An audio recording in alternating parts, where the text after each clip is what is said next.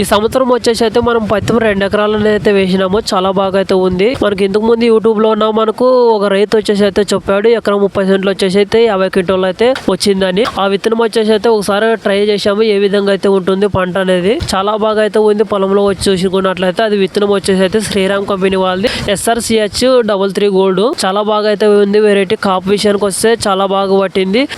కొమ్ము భాగం అనేది అయితే చాలా బాగా అయితే ఉంది. కొమ్ము చాలా హెవీగా అనేది అయితే రావడం అయితే జరిగింది. మన లాక్స్ కానివ్వండి అలాగే చూసుకోండి చాలా బాగా అయితే ఉంది. కాయ విషయానికి వస్తే కూడా చాలా పర్లేదు, చాలా బాగా అయితే కాసింది. మనకి ఇది వచ్చేసి అయితే చాలా మనకు ఎకరా పొలం అనేది అయితే ఈ శ్రీరామ్ కంపెనీ వాళ్ళది అనేది అయితే నాటినాము. ఇంకో ఎకరా పొలం వచ్చేసి అయితే రాసి షిఫ్ట్ అనేది అయితే నాటినాము. అది కూడా చాలా బాగా అయితే ఉంది. ఇది చాలా బాగా అయితే ఉంది.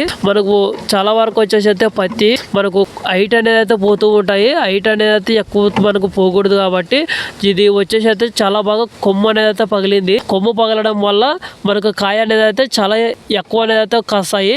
మనకు ఒక కొమ్మకు వచ్చేసి అయితే 5 కాయలు లెక్కేసుకున్నా కానీ ఒక 10 కొమ్మలు ఈజీగా అయితే ఉంటాయి కదా. 50 కాయ అనేది అయితే చెట్టుకి ఈజీగా అయితే కాసిపోతుంది. మనకు ఇట్లా చెట్టు మీద చూసుకున్నట్లయితే 10-15 కొమ్ములు అనేది అయితే రావడం అయితే జరిగింది. మన ప్రతి ఒక్క కొమ్ముకు కూడా మన చెట్టు లాగా అనేది అయితే పెరిగింది.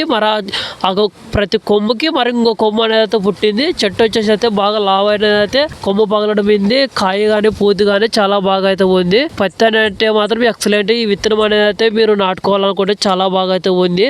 నేను మొదట్లో యూట్యూబ్లో చూసినప్పుడు మన రైతు అయితే చెప్పినప్పుడు అయితే నేను అస్సలు అయితే నమ్మలేదు. మనం ఎకరా 30 సెంట్లు అంటే 50 క్వింటాలు అయితే చాలా కష్టమైతే అనుకున్నా కానీ చాలా మంచి వెరైటీ అనమాట విత్తనము.